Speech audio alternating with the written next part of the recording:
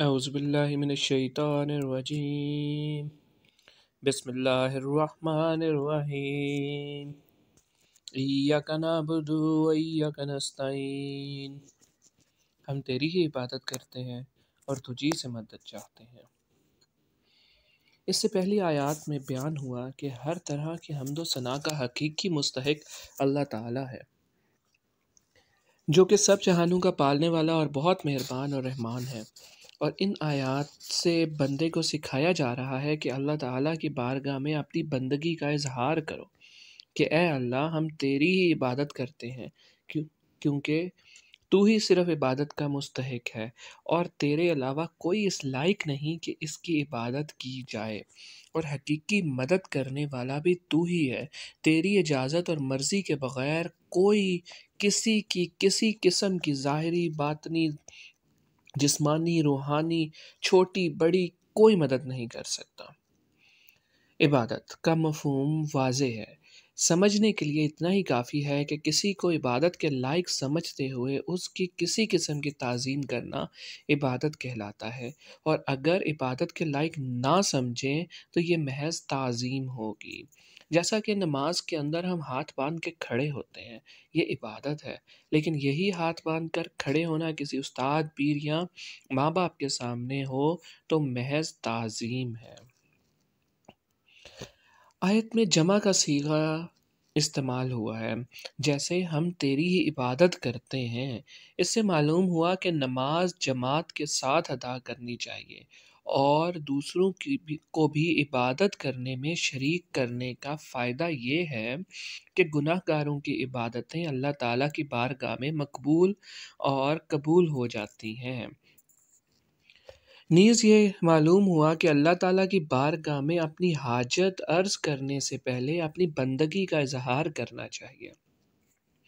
امام عبداللہ بن احمد نصفی رحمۃ اللہ علیہ فرماتے ہیں، عبادت کو مدد طلب کرنے سے پہلے ذکر کیا گیا ہے، کیونکہ حاجت طلب کرنے سے پہلے اللہ تعالیٰ کی بارگاہ میں وسیلہ پیش کرنا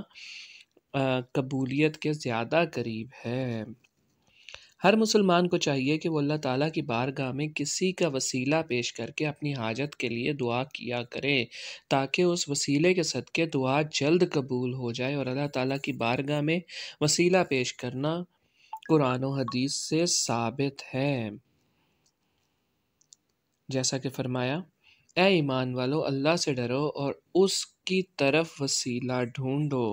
اعلیٰ حضرت احمد رضا خان بریلوی فرماتے ہیں، علماء تصریح فرماتے ہیں، حضور اقدس صلی اللہ علیہ وآلہ وسلم کا نام لے کر ندا کرنا حرام ہے، اور یہ واقعی محل انصاف ہے کہ جسے اس کا مالک اور مولا اللہ تبارک و تعالی نام لے کر نہ پکارے تو غلام کی کیا مجال کہ وہ راہ ادب سے تجاوز کرے۔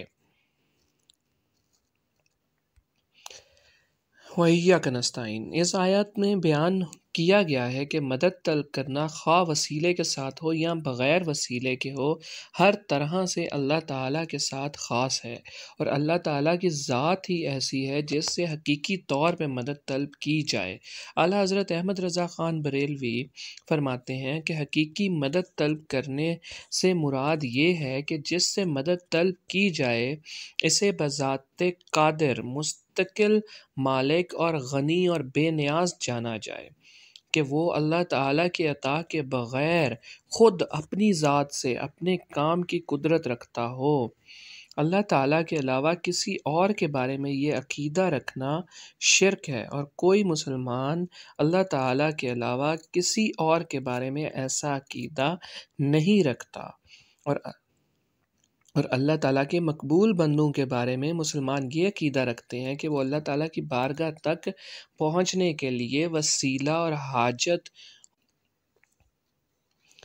یاد رہے کہ اللہ تعالیٰ اپنے بندوں کو دوسروں کی مدد کرنے کا اختیار دیتا ہے، اور اس اختیار کی بنا پر ان بندوں کا مدد کرنا اللہ تعالیٰ ہی کی مدد کرنا ہوتا ہے۔ جیسے غزوہ بدر میں فرشتوں نے آ کر صحابہ کرام صحابہ کرام رضی اللہ تعالی عنہ کی مدد کی۔ اللہ تعالیٰ نے ارشاد فرمایا، اور بے شک اللہ نے بدر میں تمہاری مدد کی جب تم بے سر و سامان تھے۔ یہاں فرشتوں کی مدد اللہ تعالیٰ کی مدد کہا گیا ہے، اور اس کی وجہ یہی ہے کہ فرشتوں کی مدد